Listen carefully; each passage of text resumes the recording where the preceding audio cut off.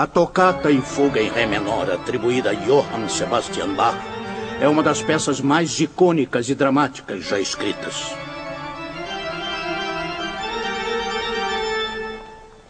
Hoje, Bach é considerado por muitos um dos maiores compositores da história, apesar de, na realidade, ele ter passado a maior parte de sua vida trabalhando dedicadamente para a igreja, desconhecido de todos de fora da Alemanha.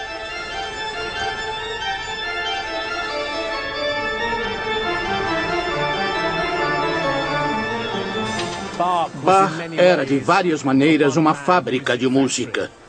Ele deve ter se sentido subestimado várias vezes, porque por muitos anos produziu para a igreja obras da mais alta qualidade semana após semana.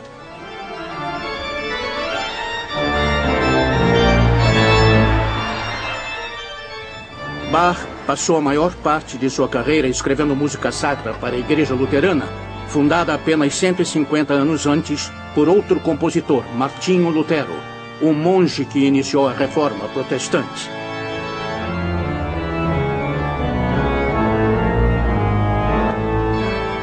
Essa é a história de como Martinho Lutero e o século e meio de música alemã depois dele formariam um mundo de Bach e o inspirariam a criar algumas das músicas mais bonitas já compostas. Música Sacra, Bach e o Legado Luterano. Versão brasileira, Som de Veracruz Estúdios. Distribuição Sinapse.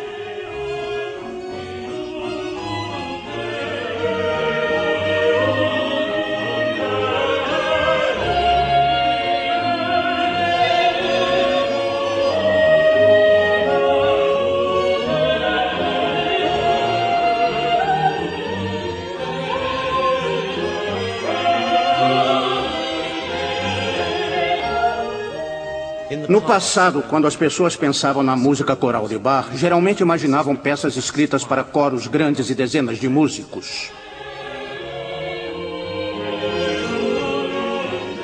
Na realidade, Bach tinha grandes restrições quanto aos recursos que poderia usar. Ele até chamava amigos para tocar de graça. Nada de orquestras e coros enormes para ele. No máximo, ele tinha alguns músicos instrumentistas para trabalhar.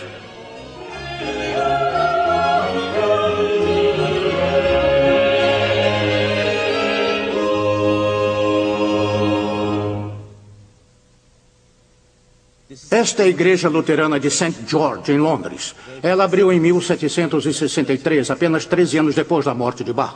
Bach se tornou uma figura tão importante em nosso cenário musical que sua obra foi apresentada e adaptada de várias maneiras. É bom lembrarmos de como era a sua música para ele. E é nesse estilo, com apenas 8 cantores e alguns instrumentos, que Harold Christopher e The Sixteen mostram essa música hoje.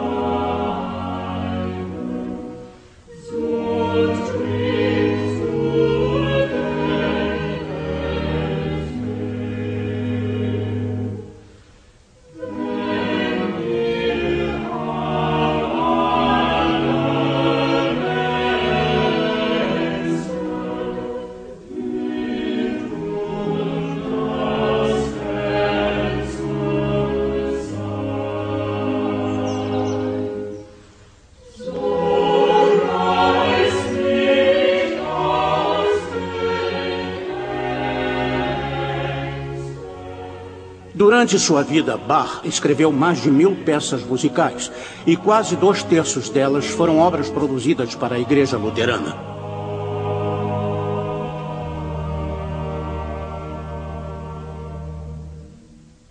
E foi aqui que Bach trabalhou na última parte de sua vida, na Thomaskirche, em Leipzig, na Alemanha Oriental.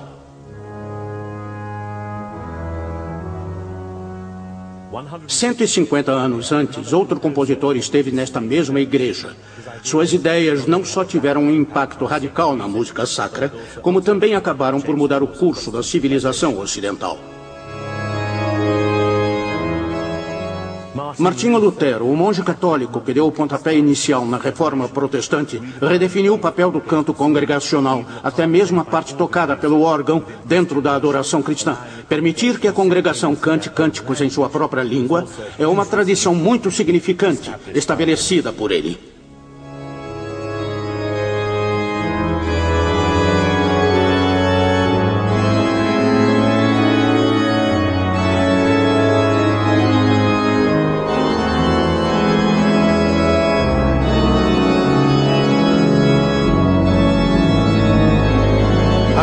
Eisenach, em Turingia, Alemanha Oriental.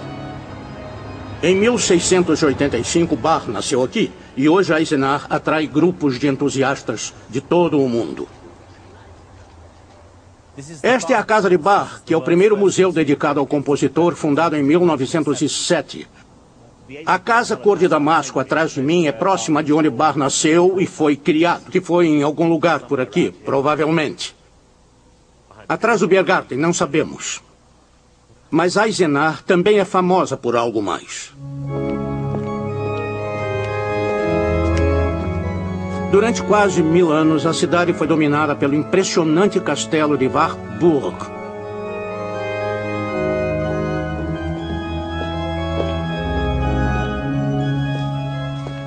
Foi aqui que Martinho Lutero decidiu fazer algo que mudaria a fé cristã para sempre.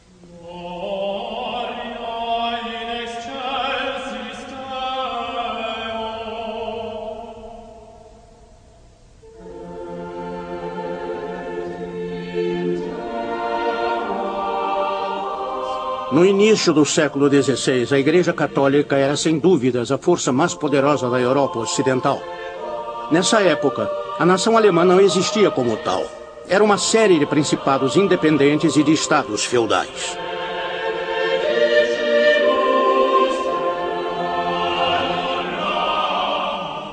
No entanto, o verdadeiro poder estava em Roma, de onde o Papa não só liderava questões religiosas, como também tinha grande influência sobre praticamente qualquer aspecto da vida política e cultural. No início, não era intenção de Lutero perturbar esse equilíbrio de poder. Lutero era um monge católico que só queria reformar a igreja. Ele acabou desafiando a autoridade do próprio Papa e acabou desafiando quase tudo que a Igreja Católica defendia.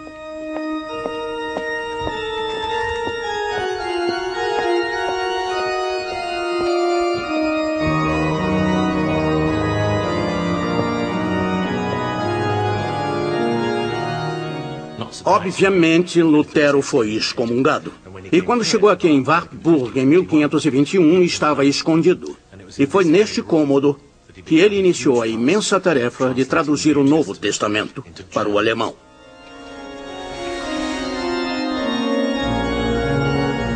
Esse foi o primeiro passo para criar uma versão padrão da língua alemã. Até ali, com poucas exceções, todas as Bíblias eram escritas ou em grego ou em latim, o que as tornava inatingíveis para as pessoas comuns. E apesar de Lutero não ser o primeiro a traduzir a Bíblia, sua versão deve ser a mais significativa. Enquanto trabalhava, Lutero se convenceu de que o diabo estava com ele e supostamente jogou um tinteiro nele.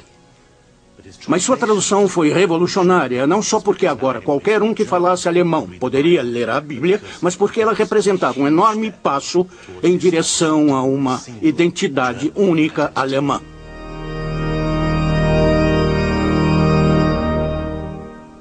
No centro do pensamento de Lutero estava sua crença de que, ao menos aos olhos de Deus, membros da congregação e do clero não eram diferentes. Apesar de em qualquer igreja católica, na maioria das vezes, o clero cantar e a congregação ouvir, as ideias de Lutero sobre o papel da música na igreja eram bem diferentes.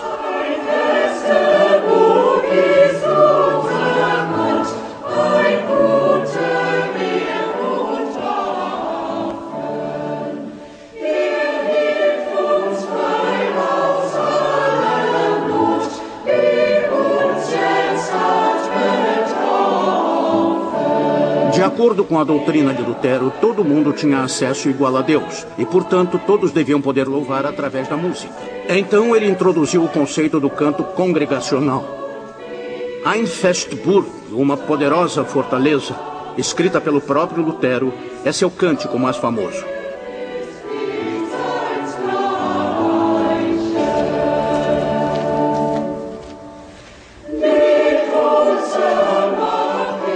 Seu nome está na torre de uma das mais importantes igrejas luteranas aqui em Wittenberg, uma pequena cidade a uns 250 quilômetros de Eisenach.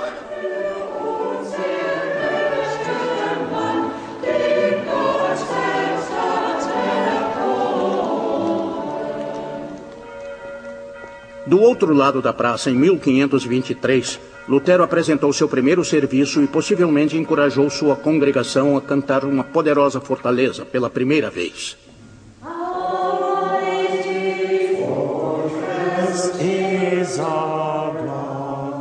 Hoje, Wittenberg é visto por muitos como o lar espiritual da igreja luterana e atrai peregrinos de todo o mundo. Os pastores Bob e Arne vieram aqui para pregar para milhares de luteranos americanos que visitam Wittenberg todos os anos. Mas no dia em que eu cheguei, eles pareciam ser os únicos aqui. Essa peregrinação tem uma característica? Em termos do significado desse lugar dentro da história da reforma da igreja, ela é um centro de peregrinação. Conhecemos uma mulher da Austrália e ela disse: você é o segundo pastor luterano que conheço. Essa deve ser a meca da sua religião. E de certa forma, é importante assim para nós. Eu sou do Colorado. Você lembra do tiroteio em Columbine? Claro. Eu me envolvi no trabalho posterior lá e 4 ou 5 dias depois daquilo ter acontecido, nos reunimos na minha igreja e ficamos diante da fonte batismal cantando Nosso Deus é uma poderosa fortaleza. E foi uma das mais emocionantes experiências que eu tive, porque ela estava relacionada à situação na qual Deus é nossa força, mesmo no meio de algo tão trágico como foi o tiroteio em Columbine. Provavelmente foi nisso que Lutero pensou, não foi? Que há uma ligação emocional quando você canta um cântico em grupo grande. Johann Sebastian Bach é chamado de o quinto evangelista. Mateus, Marcos, Lucas e João são os outros 4. E a ideia é de que a música toca a alma de um jeito que as palavras faladas não tocam. Depois da palavra de Deus, Houve música e Bach é o quinto evangelista.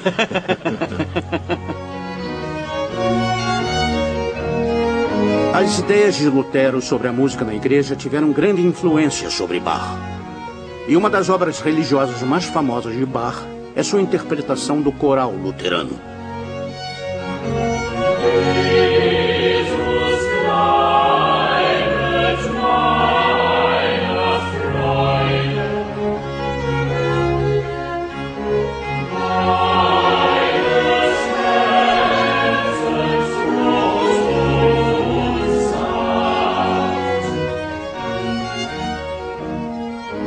Jesus, alegria dos homens, não é só uma bela expressão da fé de Bach, mas para Harry Christopher também é um dos melhores exemplos da genialidade musical de Bach.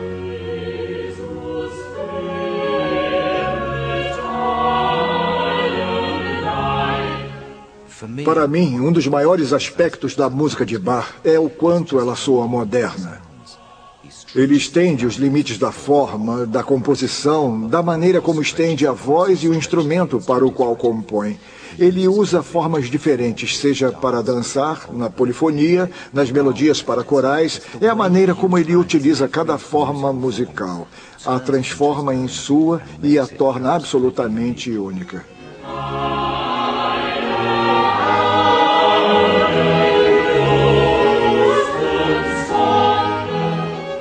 Desde o nascimento, a Igreja Luterana e sua música tiveram um papel central na vida de Bach.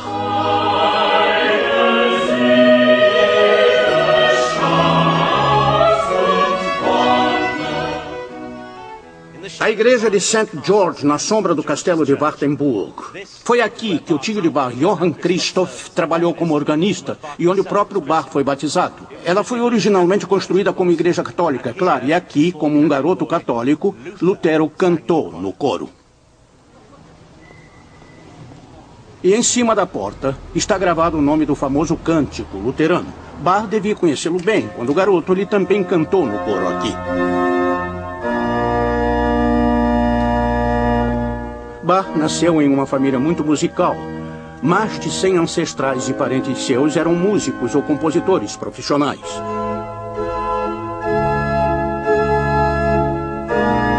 O pai de Bach era o flautista da cidade, mas foi seu tio, Johann Christoph, um famoso organista, que ensinou Bach a tocar órgão.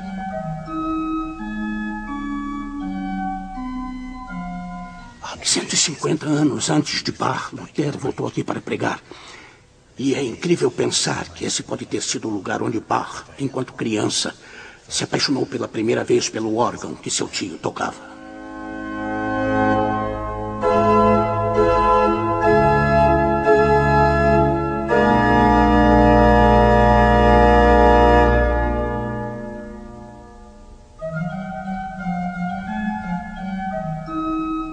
Graças à sua família e suas grandes coleções de partituras, Bach foi exposto a uma enorme quantidade de ideias musicais enquanto criança. Como os grandes compositores da época, como Pachelbel e Froberger, Bach teria ouvido músicas de corte, religiosas, folclóricas e de dança de toda a Europa. Ele depois usaria todas essas influências e as incorporaria à sua própria música. Aos 14 anos, Bach ganhou uma bolsa de estudos de coral na prestigiosa St. Michael's School, em Lüneburg, junto de Hamburgo. Por 2 anos, ele não só cantou em um dos melhores coros da Alemanha, como também ouviu alguns dos melhores instrumentos da época. Logo depois de se formar na St. Michael, Bach começou a trabalhar em sua cantata número 4. Baseada no cântico luterano Christ lag in Todesbanden, Cristo está nos domínios da morte. Ela mostra como Bach rapidamente dominou a composição para voz e instrumentos. Ele tinha apenas 22 anos quando a compôs.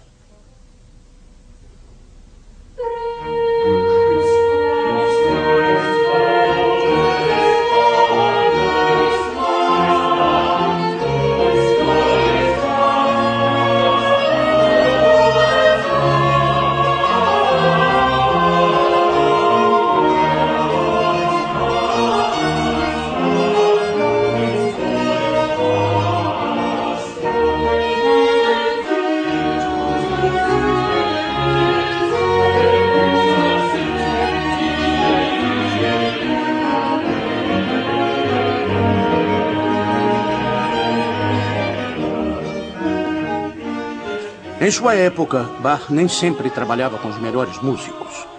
Ele frequentemente lutou para conseguir dinheiro suficiente para apresentar muitas de suas peças religiosas como as imaginou. A Igreja Católica, no entanto, tinha uma atitude diferente com o dinheiro.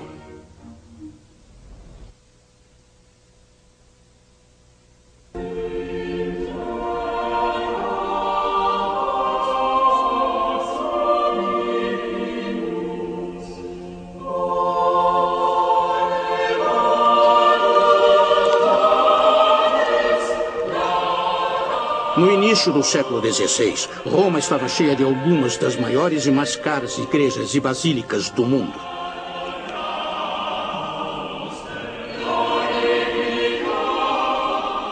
E em aproximadamente 1516, o Papa Leão X decidiu construir uma que ofuscasse todas elas.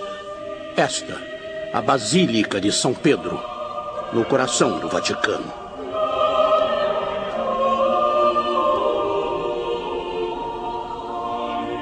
Mas ele não queria usar o dinheiro da igreja para pagar por ela. Então enviou um frei dominicano à Alemanha, John Tetzel, para que vendesse algumas indulgências para levantar fundos. Uma indulgência era garantida quando um pecador confessava seus pecados e recebia a absolvição. A ideia era de que, garantindo uma indulgência, a Igreja estendia um mérito de seu tesouro de méritos, que são as boas ações acumuladas pelos santos, e esses méritos ou créditos poderiam ser comprados e vendidos.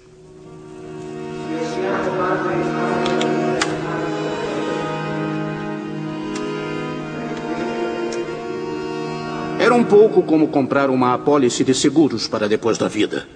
Mas o Papa Leão X sabia que a Igreja nunca teria que pagar dinheiro algum.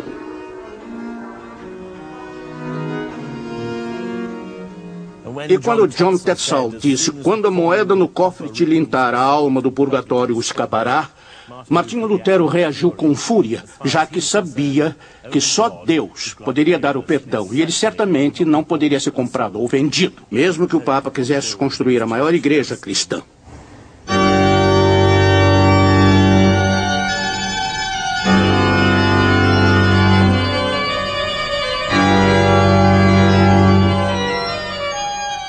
Lutero escreveu: "Porque o Papa, cuja riqueza hoje é maior do que a riqueza de Crasso, não constrói a Basílica de São Pedro com seu próprio dinheiro, ao invés de usar o dinheiro de pobres fiéis."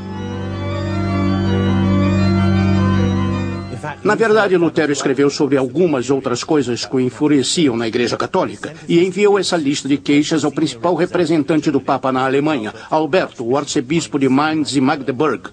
Mas Lutero não só escreveu ao arcebispo, ele pregou uma lista de suas queixas na porta dessa igreja.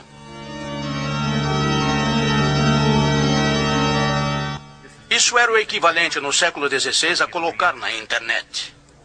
As 95 teses de Lutero, como ficaram conhecidas graças à máquina tipográfica recentemente inventada, se espalharam pela Europa.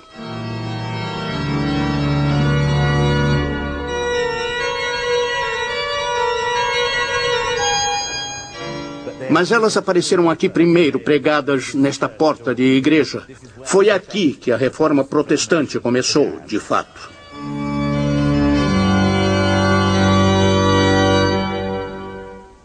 Os atos de Lutero teriam grande impacto na história europeia.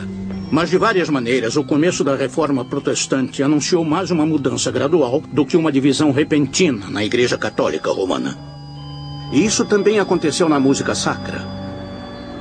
Quando, 2 séculos depois, Bach escreveu seu oratório de Natal para o príncipe católico Frederico, o eleitor da Saxônia, ele ainda se mantinha na tradição musical estabelecida pela Igreja Católica Romana.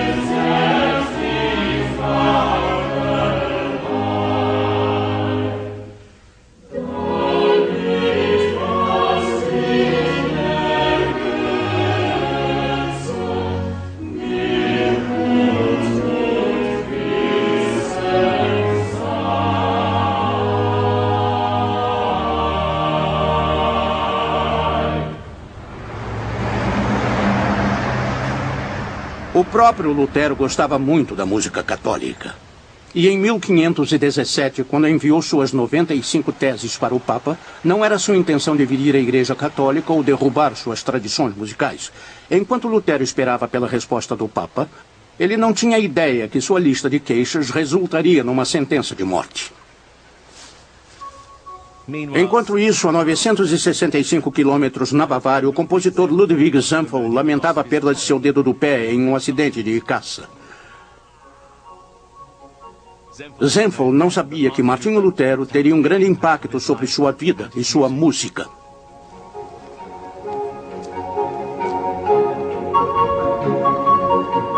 Nascido na Suíça por volta de 1486, Zanfel passou toda a sua vida profissional na Alemanha. Parece que ele era um compositor eclético e um homem que gostava das coisas boas da vida. Além de produzir uma grande variedade de obras religiosas, ele escreveu centenas de músicas sobre comida e bebida. Como muitos compositores de sua época, Zempfel dependia da aristocracia para ter emprego. E em 1517 ele conseguiu um trabalho como compositor da corte de Maximiliano I, o imperador romano em Augsburg. Aos 20 e poucos anos ele viajou para a Itália, onde os estilos polifônicos francês e holandês tomavam a cena repentinamente no final do século XV, e levou essas ideias com ele para a Alemanha. Fora a perda de seu dedo, as coisas iam bem para ele. Isso até 1519, quando o imperador morreu, e Zempfel não teve escolha senão ir à procura de trabalho.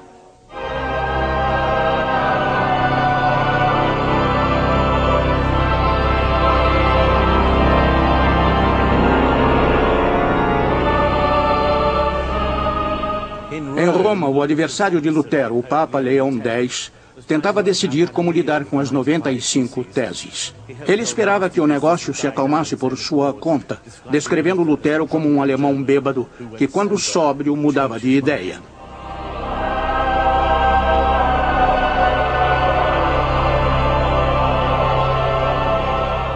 Mas ele estava enganado. Lutero defendeu seu texto com convicção.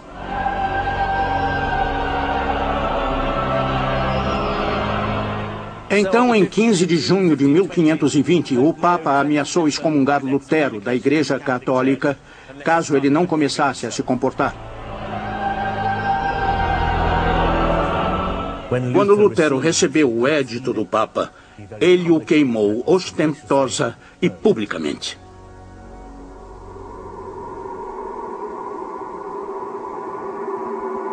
Na primavera seguinte, Lutero foi convocado para uma reunião com os chefes da Igreja Católica para determinar seu destino.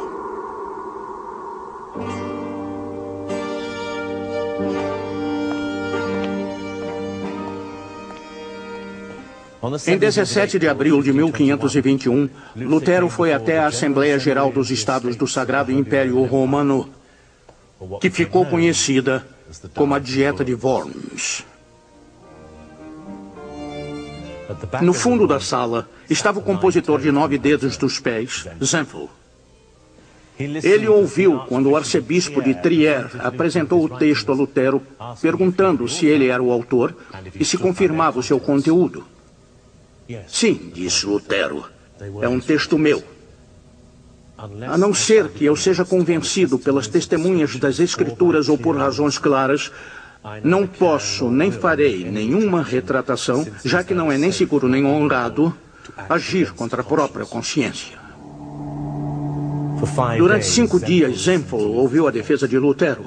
E quando o imperador apresentou o édito de Worms, Zempfel, como muitos presentes, deve ter se assustado com o resultado.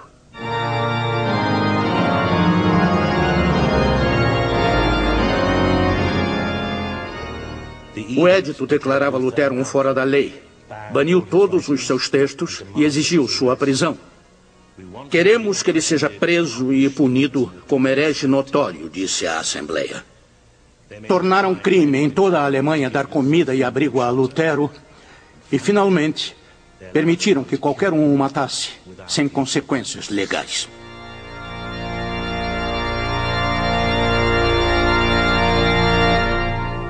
O julgamento da Igreja Católica, alguns anos depois, ele e Lutero se corresponderam. Zempfel escreveu alguns motetes para Lutero, e este disse: eu nunca escreveria um motete como esse, mesmo que me rasgasse em pedaços.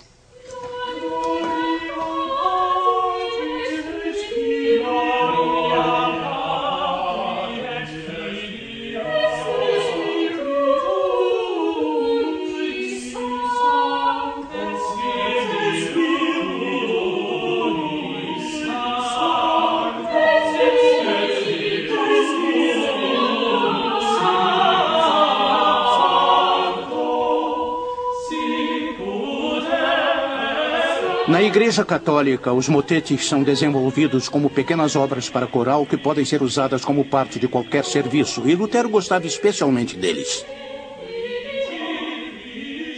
200 anos depois, Bach escreveu seu motete luterano Singet dem Herrn, e desconstruindo-o, você pode ver como Bach levou essa forma musical a um outro nível. Harry, esse é um dos motetes de Bach. E ele escreveu aproximadamente... Seis motetes. E quando esse foi apresentado? Esse foi especial porque foi apresentado no Ano Novo, em 1727. Certo. E é possível que Bach tenha escrito, na verdade, para treinar seus alunos, seus cantores, nas artes das técnicas vocais e também na forma musical. Então ele mostra quase todas as técnicas só neste... É uma obra incrível, cheia de surpresas. Eu vou fazer só o início com o coro. Se chama Sing at den Herrn. Então é em 2 coros. Temos 4 cantores cantando uma parte, 4 cantores Tenor cantando a e outra. baixo em cada coro. Então, no coro 2, ele começa com a palavra sing it, 2 sílabas. Sing it, sing it. É muito simples, não é? É. E aí, por cima desse, o primeiro coro, uma soprano e uma contralto fazem um floreado, uma frase bem adornada, com o baixo fazendo a nota grave mantida por muito tempo.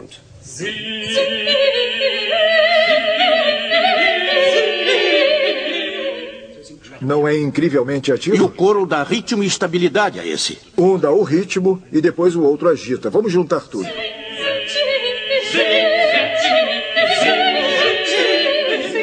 É uma técnica muito simples que nas mãos de um mestre é brilhante. E ele mostra mais nessa peça, não é verdade? Mostra sim, ele faz um coro duplo e aí lança a surpresa final. Ele traz uma de suas famosas fugas.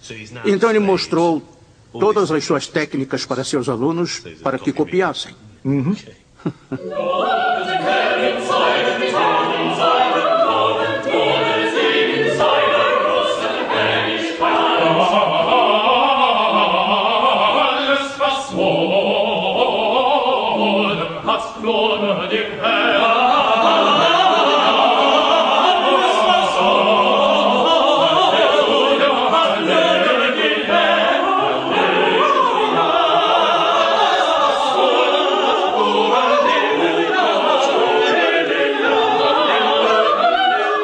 Por todo o seu trabalho religioso, Bach meticulosamente recorria à tradução da Bíblia por Lutero. Na verdade, ele tinha não apenas uma, mas 2 edições completas.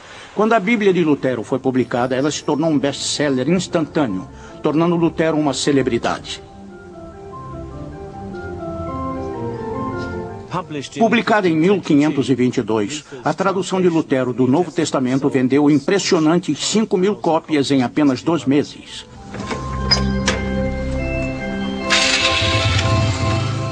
Supostamente orgulhoso do sucesso, ele voltou para casa aqui em Wittenberg.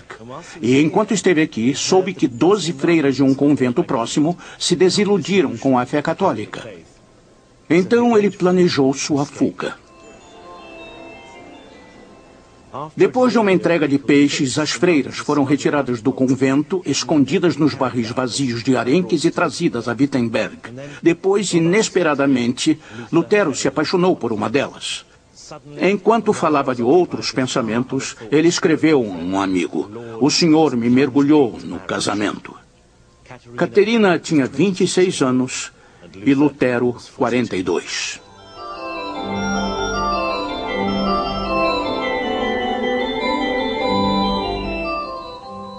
Um século e meio depois, o casamento também estava na mente de Bach. Ou mais precisamente, ele pensava em como evitá-lo. Depois de se formar na St. Michael School, ele passou um período curto como músico da corte em Weimar. E com o crescimento de sua reputação como músico, ele conseguiu um emprego de maior salário aqui em Arnstadt, como organista da igreja de St. Boniface.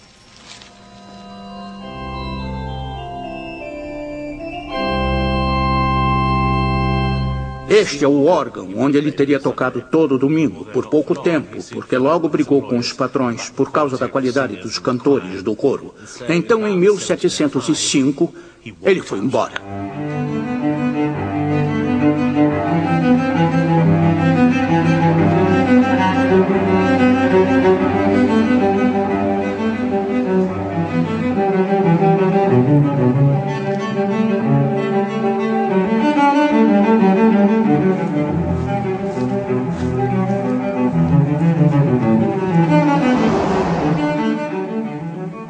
E o jovem Bach andou, andou, andou e continuou andando até metade da Alemanha.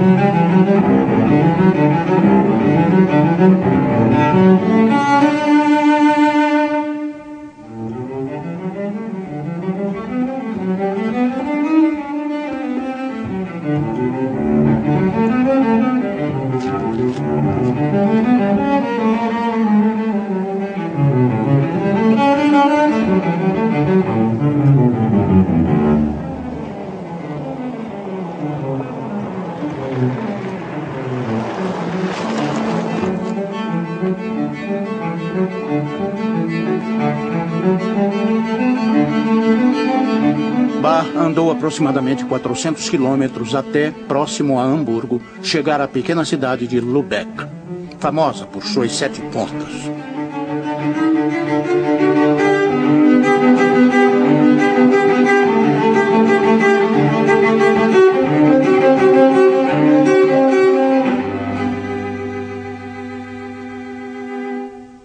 Lübeck era famosa por outras 2 coisas também. Primeiro, durante um cerco, quando a cidade não tinha o que comer, além de amêndoas e açúcar, um padeiro local inventou um marzipan. E depois, Lübeck era o lar do organista mais influente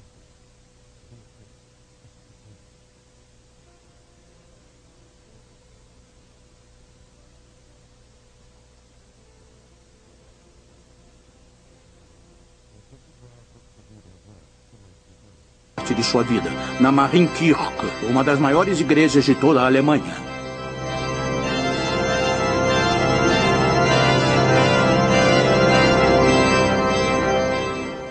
Bach andou meia Alemanha só para ouvir Buxtehude tocar isso.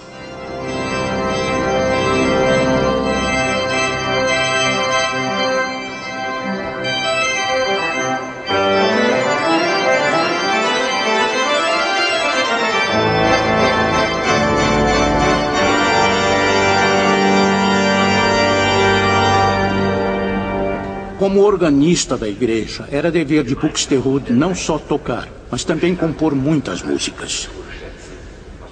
O uso da música de órgão nos serviços tinha sido uma das muitas inovações de Martinho Lutero.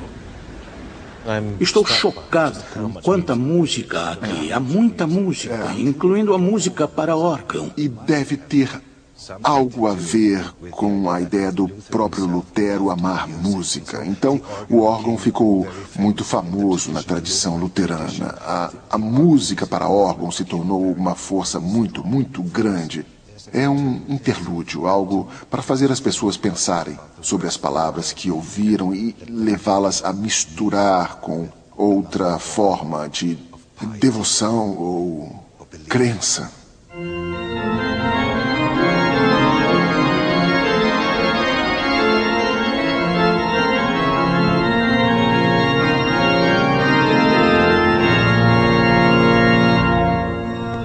Uma das inovações de Buxtehude foi estabelecer concertos noturnos aqui em Abendmusik. E as pessoas vinham de longe até essa igreja só pela música.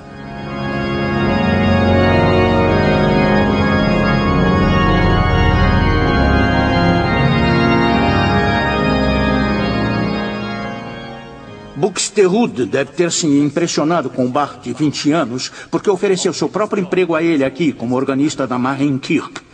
A condição, no entanto, era de que Bach se casasse com a sua filha. Ele negou. O interessante é que Buxtehude ofereceu o mesmo acordo a outro famoso compositor alemão, Handel, e ele também declinou. Mas Bach e também Handel não vieram aqui para casar, nem por um emprego. Eles vieram ouvir a música de Buxtehude.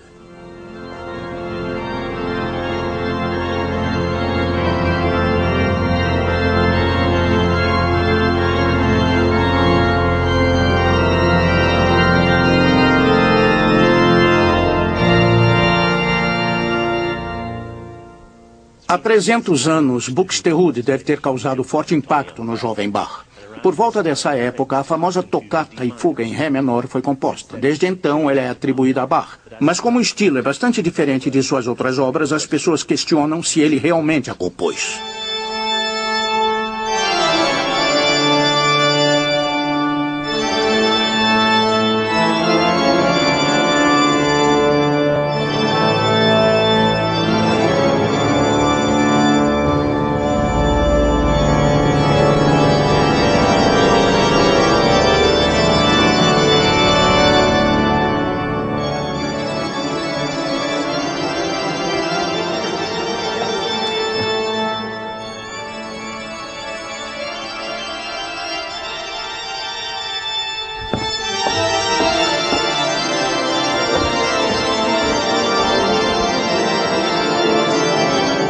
Em 400 anos, Buxtehude teve apenas 9 sucessores, e quem está no cargo atualmente é o professor Ernst Erich Stender. Professor, foi incrível ouvir isso, e no órgão de Buxtehude, essa é a sua esposa Hildegard. Algumas pessoas acham que a tocata e fuga em ré menor não é de Bach. O que acha que é, na verdade? É de Bach ou não? Eu não tenho dúvidas de que é Bach. Tem muitas coisas que apontam para isso. Não está totalmente explícito, mas eu tenho certeza de que é. É isso mesmo. Certamente é Bach. Então por que alguém um dia sugeriu que não seria Bach? Na verdade, há certos aspectos que não estão em outras peças dele. Ela parece tão liberada e improvisada, enquanto a música de Bach, geralmente, ela é mais contrapontística e bem elaborada.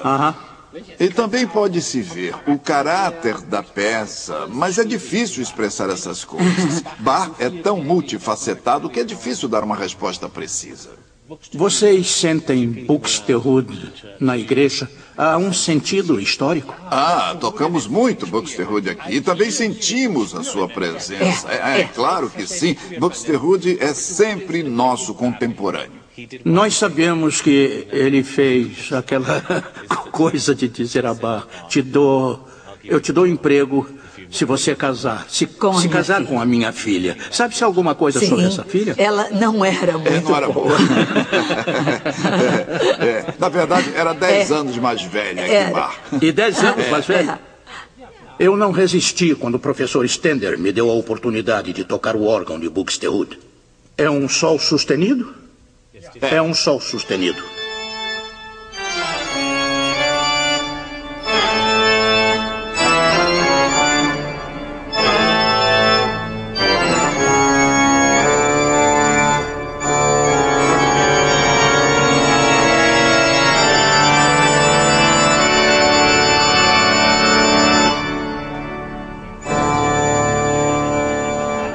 O órgão de Buxtehude, o que eu posso dizer?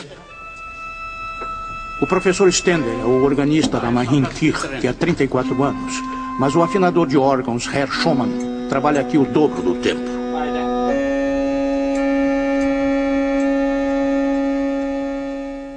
Herr Schumann, quantos tubos esse órgão tem? 8.000. Wie viele? Die Orgel, die hat 8.220 klingende Stimmen. 8.220 tubos? Há quanto tempo faz esse trabalho, Herr Schumann? 60 anos. Ele lembra de ter afinado o órgão original de Buxtehude. Infelizmente, ele foi gravemente danificado durante a guerra e o atual foi instalado nos anos 60. Tendo tubos com tamanho de 10 milímetros até assustadores 30 metros de comprimento, o órgão é do tamanho de 2 casas de 4 quartos. E tudo é suspenso 25 metros acima do piso da igreja. Então sobe-se por uma escada. Daqui até lá em cima. É bem perigoso. É impressionante agora, mas há 400 anos, quando Bach e Buxtehude estavam aqui, órgãos de igreja como este eram as máquinas maiores e mais complexas de seu tempo. É incrível essa paisagem, não é? Olha que vista!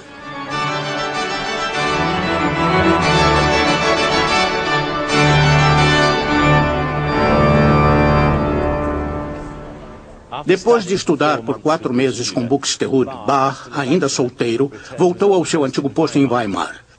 Ele não ficou muito tempo, foi mudando de emprego a emprego, mas encontrou uma esposa e logo depois foi pai do primeiro de seus 20 filhos.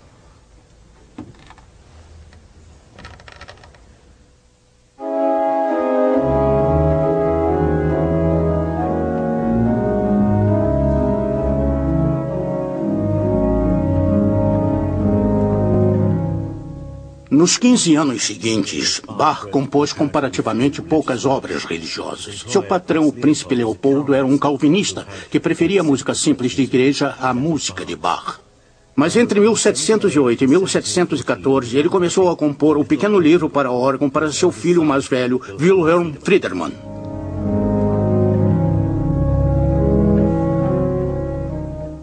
E ele usa 45 corais tradicionais luteranos ou cânticos melódicos para criar um manual do organista. O Orgelbuchlein, o pequeno livro para órgão, era para ser uma reunião de 165 prelúdios para corais, ou seja, pequenas composições baseadas em melodias de corais para todo o ano cristão.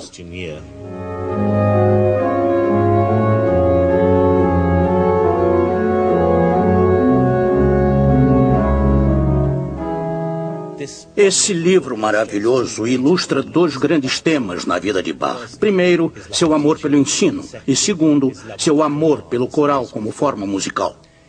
Ele dedicou esse livro à honra do mais alto Deus.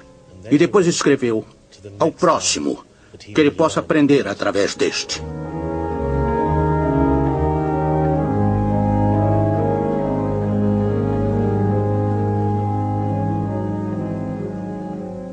Pode ser surpreendente para nós agora, mas em sua época, muitos contemporâneos de Bach achavam que sua música era antiga e fora de moda. Mas com uma ajuda no aprendizado, como o pequeno livro para órgão, Bach pôde pegar complexas ideias musicais e expressá-las tão simplesmente que até uma criança entenderia.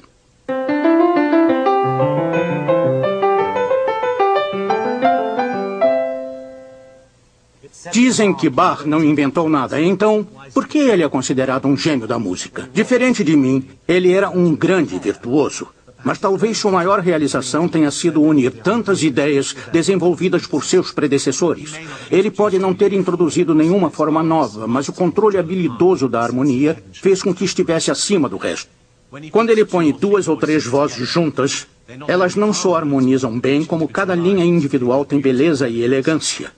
Juntas, elas tocam o divino. E essa talvez seja a genialidade dele.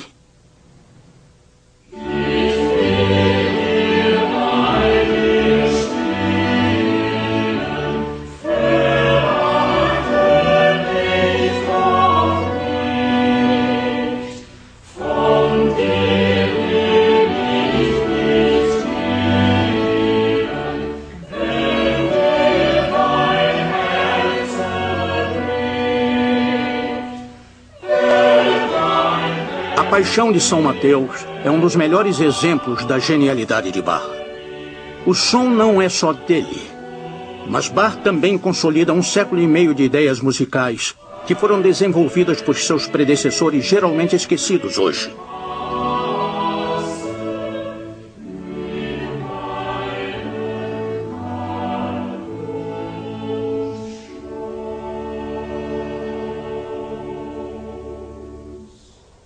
Bach se tornou uma figura tão grande na música ocidental que às vezes é fácil esquecer ou desconsiderar os compositores alemães que vieram antes dele. Johann Schein foi um dos 3 compositores sobre os quais eu aprendi na escola. Eles vinham em um pacote. O segundo foi seu amigo da vida toda, conhecido como pai da música alemã, Heinrich Schütz. E o terceiro foi um homem que levava o nome, infelizmente para os falantes de língua inglesa, de Samuel Scheidt.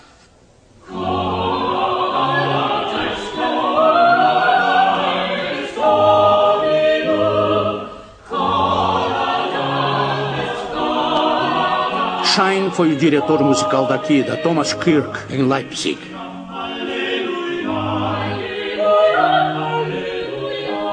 Schein, junto com seu amigo Schütz, está entre os primeiros compositores alemães a usar o estilo policoral veneziano na música da Igreja Luterana.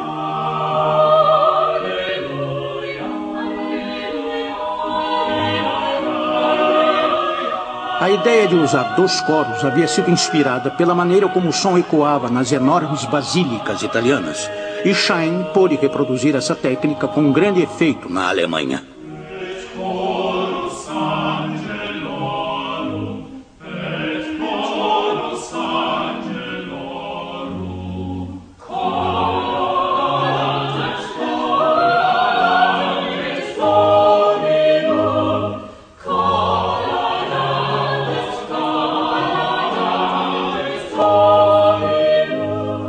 Enquanto seu amigo Schutz fez várias viagens à Itália, Schein aparentemente passou toda a sua vida na Alemanha, tornando seu jeito com o estilo italianado ainda mais extraordinário.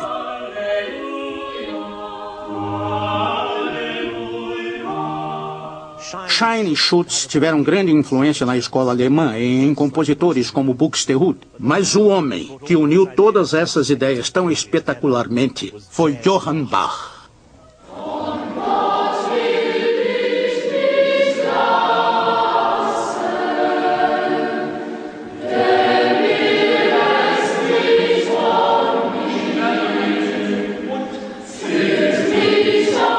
Esse é o coro de meninos mundialmente famoso, Thomas Schulle, de Leipzig. E eles estão ensaiando um dos muitos corais luteranos de Bach, de sua cantata número 78.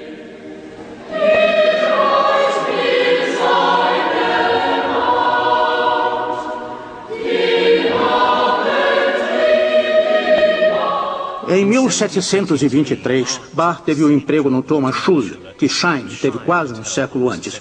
Ele exigia que não só fossem dadas aulas de canto para alunos da escola, mas também que fizesse música semanalmente para as duas principais igrejas em Leipzig, a Thomaskirche aqui e a Nikolaskirche, e também para mais duas igrejas menores.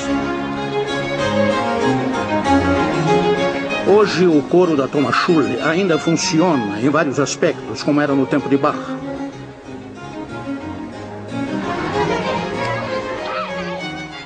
Estou aqui na Thomas Schulle, que é a escola da Thomaskirche, e onde Bach treinou seus cantores. Alguns descendentes deles podem estar aqui, atrás de mim.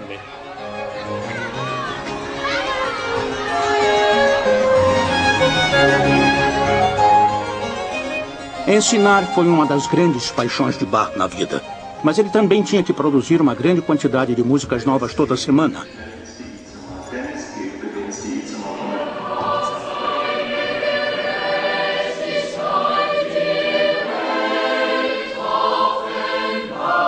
Em uma explosão de criatividade surpreendente, Bach escreveu 5 ciclos de cantatas anuais em seus primeiros 6 anos em Leipzig.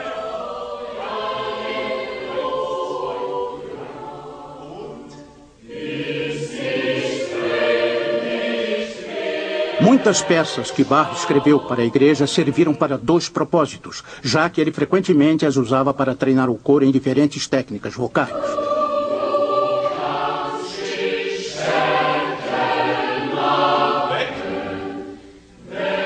Hoje o coro tem 80 pessoas, mas há 400 anos ele era bem menor. E Bach raramente podia apresentar suas muitas obras religiosas assim que as criava.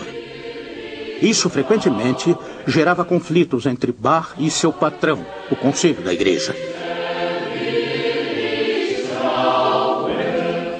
O conselho fornecia apenas 8 instrumentistas permanentes, o que sempre foi fonte de frustração para Bach, que tinha que recrutar o resto dos 20 e poucos onde pudesse encontrar. O dinheiro sempre foi apertado e Bach convencia seu coro a trabalhar em serviços adicionais na igreja. É difícil de imaginar agora, mas naquele tempo você podia contratar Bach para seu casamento.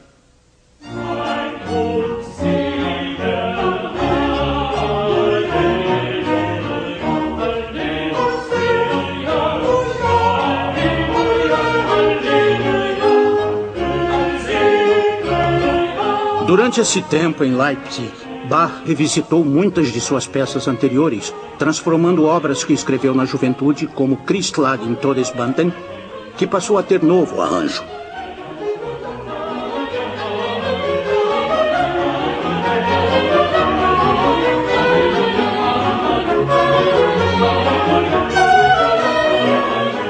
Devia ser esse o único jeito de Bach, sempre pragmático, entregar músicas novas a 4 igrejas quase semanalmente. E, incrivelmente, Bach manteve esse ritmo fenomenal por 27 anos, até a doença finalmente fazer essa fábrica de músicas parar.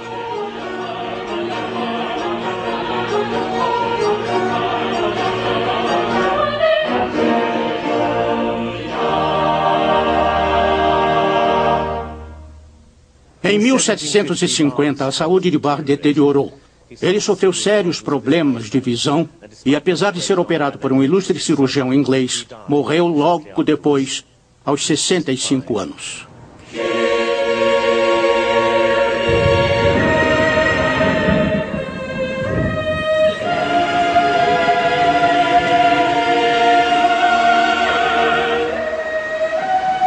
Em contraste com a estima que temos por Bach hoje, ele foi enterrado aqui, em uma cova sem nome. Apesar de ser um servo fiel da igreja na maior parte de sua vida, Bach não foi considerado importante o suficiente para receber uma lápide. Em 1894, depois de cavar 47 covas para encontrar seus restos, Bach foi enterrado novamente. E depois da guerra, finalmente ele descansou aqui na Thomas Kirk, diante do altar da igreja à qual dedicou sua vida.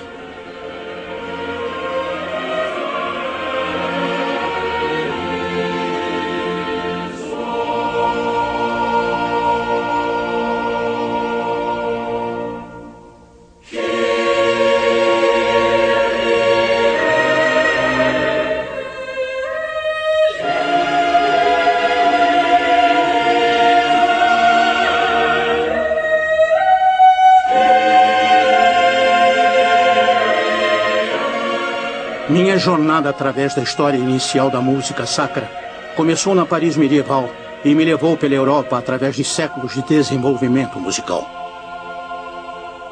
Eu fui a alguns dos lugares mais impressionantes de louvação do mundo e conheci muita gente fascinante que mantém viva essa música gloriosa. Mas acima de tudo eu senti nessa música, que transcende as preocupações terrenas dos homens, que nela permanece uma linhagem de compositores que, como Bach, fizeram da composição para a igreja a sua ambição principal. Mas Bach foi o início e o fim.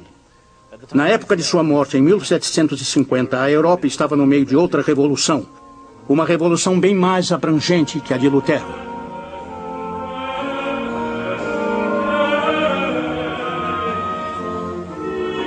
Novas ideias no comércio, na política e na indústria mudaram o mundo inteiro. E a música também. Mas a música de Bach resiste nesse novo mundo.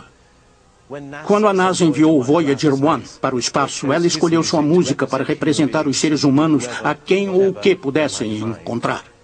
E quando você ouve Bach e essa música profundamente espiritual, sempre há um sentimento de que alguém mais está ouvindo.